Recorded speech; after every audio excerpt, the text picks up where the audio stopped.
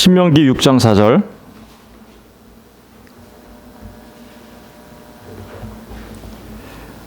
이스라엘아 들으라, 우리 하나님 여호와는 오직 유일한 여호와시니 너는 마음을 다하고 뜻을 다하고 힘을 다하여 네 하나님 여호와를 사랑하라. 오늘 내가 너에게 명하는 이 말씀을 너는 마음에 새기고 내 자녀에게 부지런히 가르치며 집에 앉아 있을 때든지 길을 갈 때든지 누워 있을 때든지 일어날 때든지 이 말씀을 강론할 것이며 너는 또 그것을 내 손목에 베어 기호를 삼으며 내 미간에 붙여 표로 삼고 내 집 문설주와 바깥문에 기록할지니라. 그러니까 그것을 내 손목에 메고 또 기호를 삼으며 내 미간에 붙이라 그랬죠. 미간에 말씀을 기록해 가지고요, 요만한 함에다 넣어서 미간에다 붙이는 거예요. 그리고 여기 손목 안쪽에 붙이는 거예요. 왜 그러냐면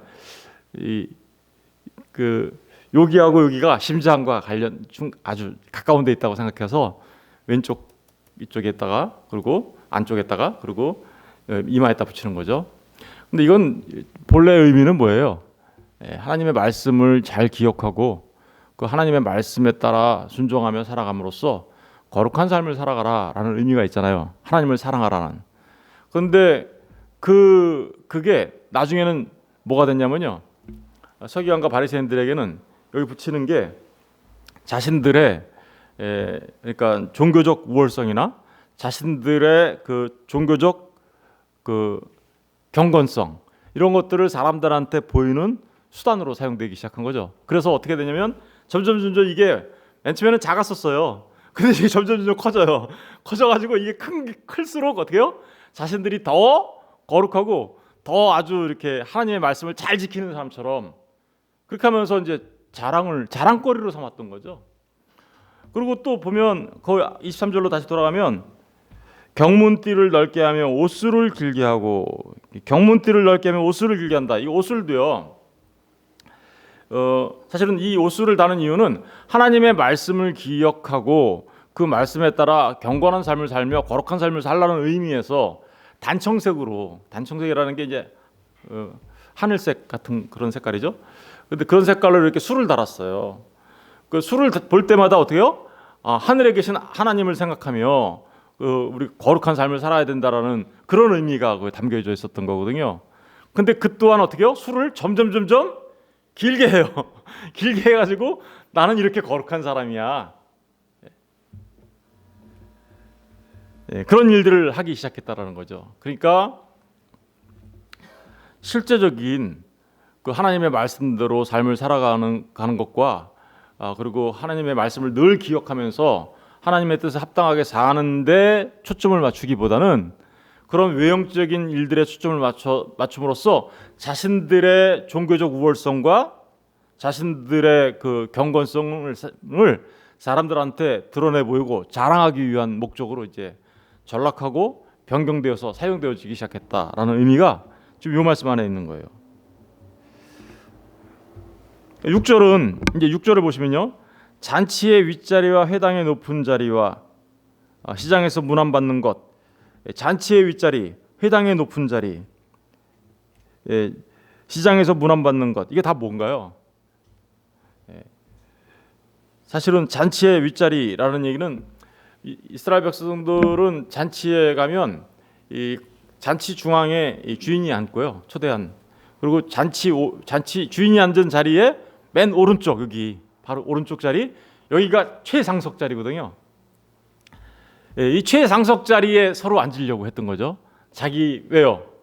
내가 가장 높은 사람이야라는 것을 드러내기 위하여, 그죠? 가장 높은 사람이고 내가 가장, 소위 말하면 여기가 뭐라고 해야 될까요? VIP 자리 비슷하게 만들어 놓고 거기 앉는 사람이 어떤 걸 가진 거예요? 종교적 우월성과 그리고 사람들로부터 이름을 높이 받을 만한 사람이라는 것을 드러내기 위한 수단으로 이 잔치의 상석, 그러니까 바로 그 주인 바로 오른쪽 자리, 거기에 앉으려고 했던 거죠. 이유는 딱 한 가지예요. 종교적 명예욕 때문에. 회당의 높은 자리도 마찬가지겠죠. 똑같은 의미에서 지금 얘기가 쓰여진 거고요. 시장에서 문안받는 것, 이 또한 마찬가지예요. 종교적 명예욕 때문에 사람들로부터 자신이 어떤 사람인지 드러내려고 하는 더 큰 목적이 있는 거죠. 그런데 주님이 오늘 이렇게 얘기합니다.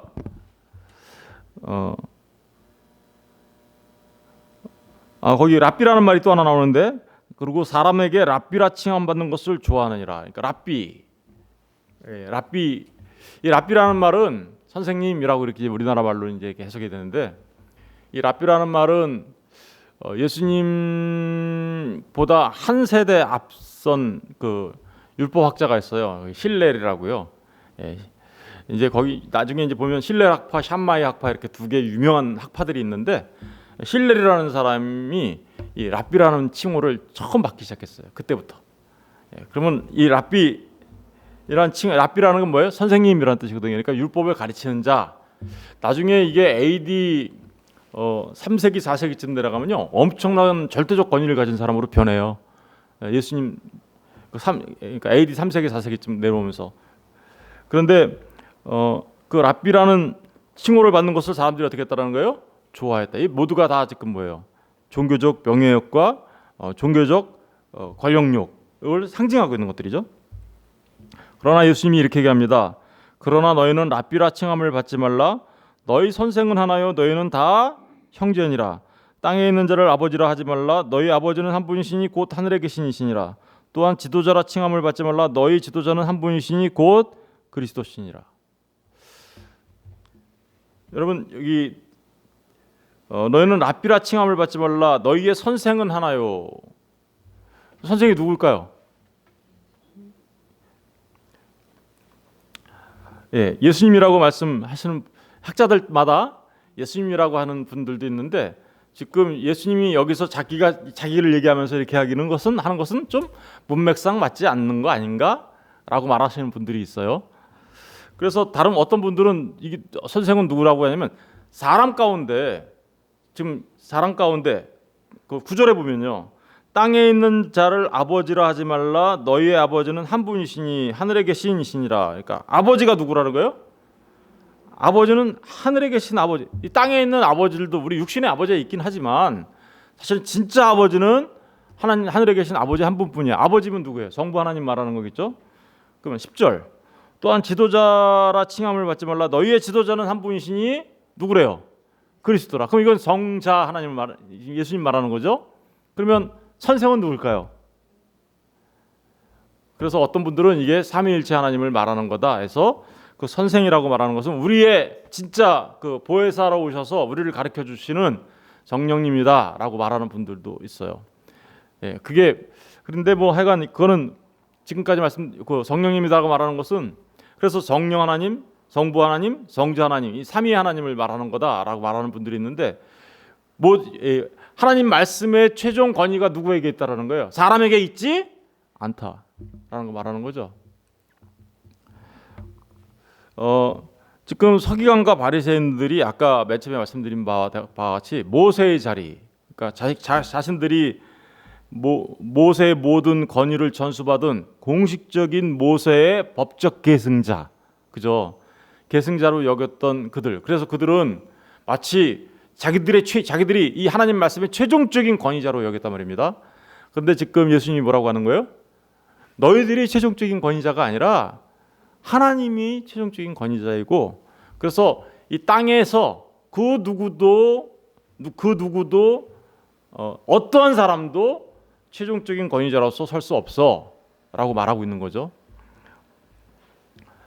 그러면서 모든 그 이스라엘 백성, 하나님의 백성들은 어떻다라는 거예요? 모두가 뭐예요? 형제다, 이렇게 얘기하죠. 형제다. 이 말 안에는 무슨 의미가 들어 있을까요? 그러니까 이 형제다라는 말 안에는 하나님 앞에서는 그 누구도 우월성을 갖거나, 그죠? 탁월성을 갖거나 명예욕을 가지고 사람 위에서 군림할 수 있는 사람이 아무도 없어. 모든 사람이 어떻게요? 평등해. 하나님 앞에서. 라는 말을 내포하고 있는 거예요. 그러니까 이게 뭘 지적하고 있는 겁니까? 바리새인과 서기관들이 자신들만이 절대적인 율법 해석자라는 권위를 가지고 사람들 위에 군림했던 그것에 대한 잘못을 지금 어떻게 해요? 지적하고 있는 거죠. 그러면서 정말 그들의 잘못된 율법 해석에 대한 절대적 권한의 오용과 남용. 자기들 이렇게 얘기했어요. 내가 말했으니까 너희들은 지켜야 돼. 이런 식으로 얘기했어요. 내가 율법을 내가 해석하고 내가 갖고 있는 이 권위로 설명했으니까 너희들은 지금 내가 한 말에 토도 달지 말고 다 지켜. 이런 식으로 이제 했었거든요. 다른 사람들이 하나님의 말씀을 검토하고 생각해 보는 것을 허용하지 않았어요. 오늘날 이렇게 하는 데가 있긴 있죠. 그런 부분들에 대한 지금 날카로운 지적을 하시면서 말씀하고 있는 거죠. 사실 이 말씀을 보면 그럼 선생님이나 스승이나 이런 게 필요 없는 건가? 라고 오해하시면 안 돼요. 우리에게는 선생님도 필요하고요, 스승도 필요하고요, 아버지도 필요합니다. 사도 바울은 어떻게 뭐라 그랬어요? 고린도 교회 사람들한테 수많은 스승들이 있으나 아버지는 없었다. 내가 너희를 낳은 아버지다. 이렇게 얘기하죠. 왜냐하면 영적인 아버지 그런 것까지도 다 무시하겠다라는 의미가 여기 담겨 있는 게 아니라 율법을 가지고 자신들만이 최종적인 권위자인 것처럼 말하는 그 부분에 대해서 얘기하는 것이지, 교회 안에서 뭐 스승과 목사와 교사를 두고서 사람들을 가르치고 또 영적인 아버지처럼 그 성도들을 말씀으로 양육하고 이런 것 자체를 부정하는 거 아니에요. 무슨 말씀인지 알겠죠? 고린도전서 4장 15절 가서 보세요. 몇 개만 찾아봐야 되겠네요. 이 부분은 오해하면 안 되니까.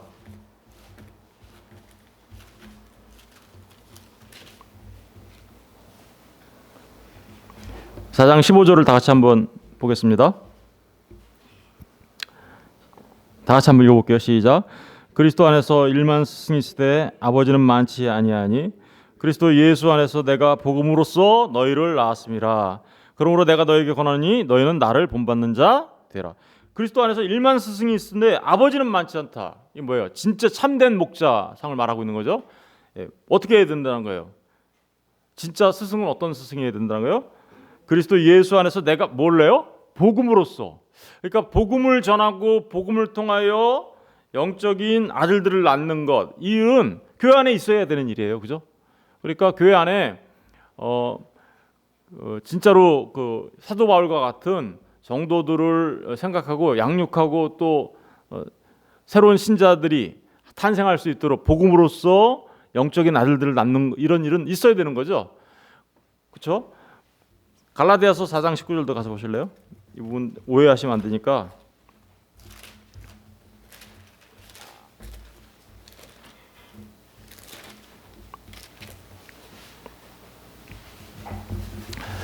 갈라디아서 4장 19절.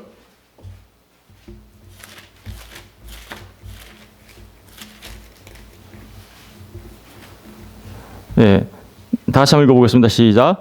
나의 자녀들아, 너희 속에 그리스도의 형상을 이루기까지 다시 너희를 위하여 해산하는 수고를 하나니. 그러니까 보세요. 이게 낳는 수고를 하는 사람들이 교회 안에 있어야 되죠. 이렇게 해산하는 수고를 하는 분들이. 그러니까 그거를 부정하는 거를 말하는 게 아니에요. 지금 서기관과 바리새인들은 바리새인들이 뭘 지적하려고 하는 겁니까? 자신들만이 그 율법의 최종적인 해석자고 모세의 법적 계승자라는 주장을 하면서 그 율법에 대하여 자신들의 말이 곧 하나님의 말이라고 말하는 그런 부분에 대하여 지금 예수님이 지적하는 것이지, 교회 안에서 스승이 있어야 되고 또 영적인 아버지, 다시 말하면 복음으로써 하나님의 아들들을 낳는 그런 일들을 하는 해산의 수고를 하는 사람들이 없어야 된다라는 그런 말을 하는 거 아닙니다. 분명히 그런 부분들은 있어야 됩니다. 스승도 필요해요, 우리에게. 디모데전서 2장 한번 가서 볼까요? 디모데전서 2장.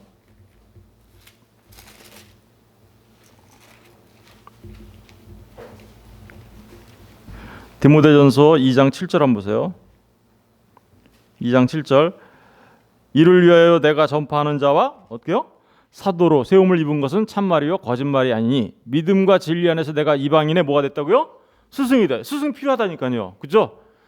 스승 자체를 부정하겠다라는 말을 하는 게 아니에요. 아까 그 말씀들이. 그 말씀들은 분명히 영적인 아버지, 스승 이런 부분들이 교회 안에 필요하다. 디모데후서 넘어가서 보면요. 1장 11절도 가서 보세요.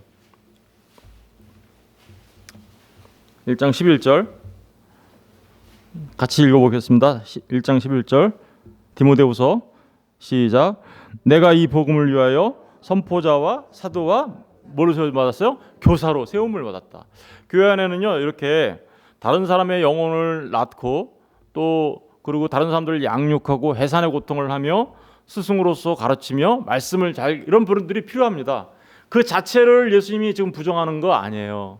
그러나 서기관과 바리새인들은 자신들만이 모세의 법적 계승자라고 하면서 하나님의 말씀에 대한 절대적 권한을 가지고 그저 그 해석에 대한 오용과 남용을 했던 그런 부분들에 대하여 지금 지적하고 있는 거죠. 그러니까 한번 이제 말씀을 다 정리해 볼게요. 이 서기관과 바리새인들은 정말 율법을 가지고 수많은 사람들한테 무거운 짐을 올렸고요.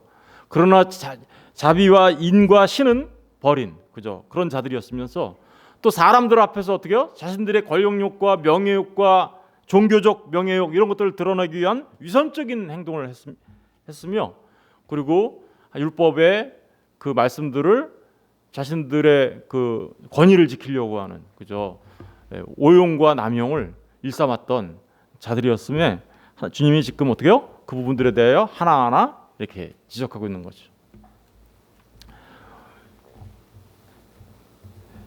적용하려면 이런 말씀을 가지고 오늘날 교회에 적용하려면 참 드릴 말씀이 많은데 여러분들이 제가 일일이 굳이 다 말하지 않아도 무슨 뜻인지 다 아셨을 거라고 생각이 듭니다.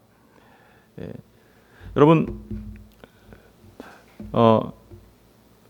강단에 서 있는 목회자들이 어떤 마음으로 이 자리에 서야 하는지 이런 부분들도 지금 우리에게 알려주고 있는 것이며 또한 하나님의 말씀을 대하는 저와 여러분 모두가 우리의 최종적인 권위를 어디다 두어야 하는지에 관한 부분들도 지금 잘 우리에게 말씀해 주고 있는 것이죠.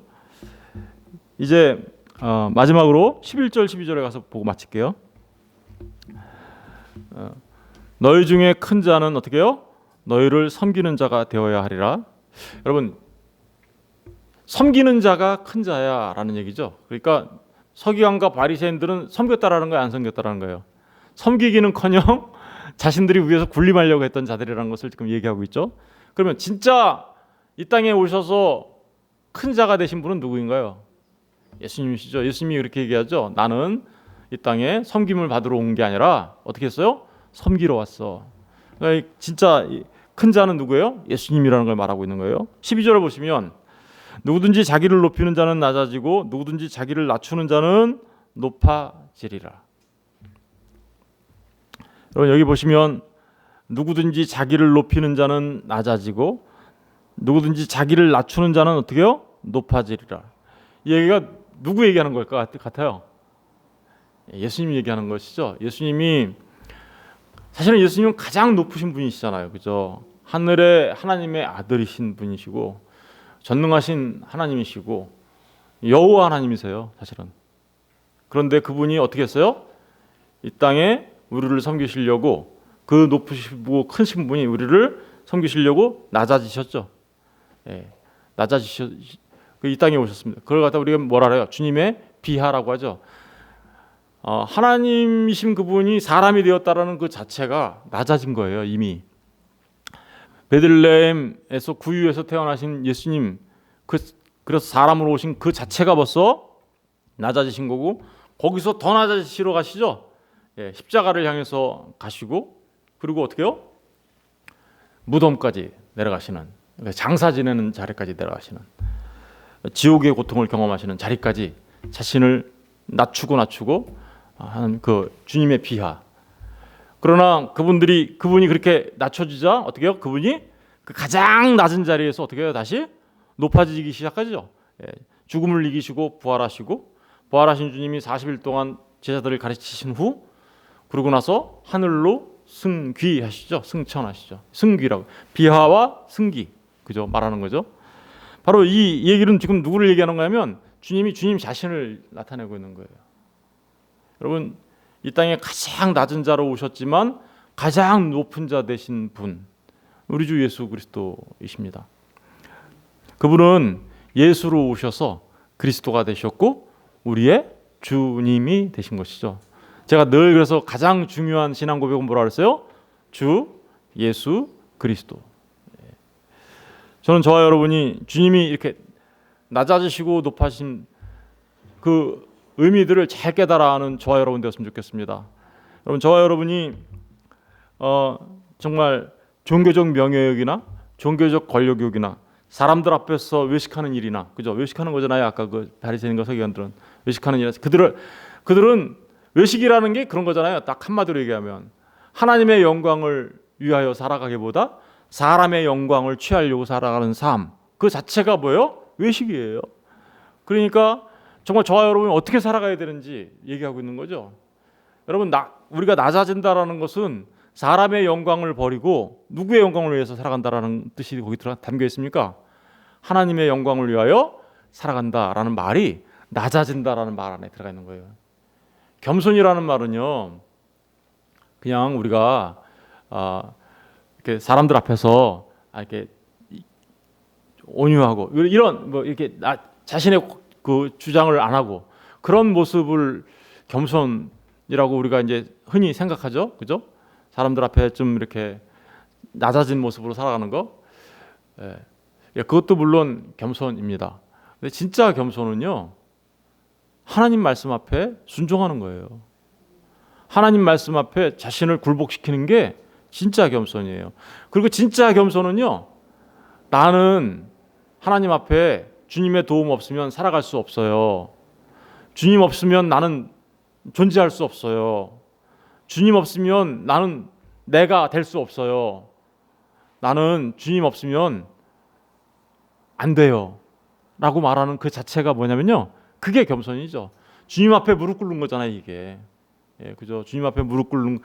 그러니까 다시 말하면 하나님을 향한 하나님의 절대 의존적 존재되는 거, 하나님한테만 절대적으로 의존하는 존재, 그게 사실은 뭐예요? 진짜 겸손이에요. 그리고 그 하나님 앞에 그렇게 낮아짐으로 하나님의 영광을 위해서 살아가는 그 자체, 사람의 영광을 취하는 게 아니라 그 자체가 뭐예요? 진짜 겸손인 거죠. 주님이 그러한 삶을 사신 거죠. 하나님 아버지의 영광을 위하여 자신의 뜻은 모두 접고 하나님께만 의존하며 하나님의 영광을 위하여 살아가셨던 그 삶, 그 삶이 저와 여러분의 삶이 되기를 주님의 여러분으로 축원드립니다. 기도하겠습니다.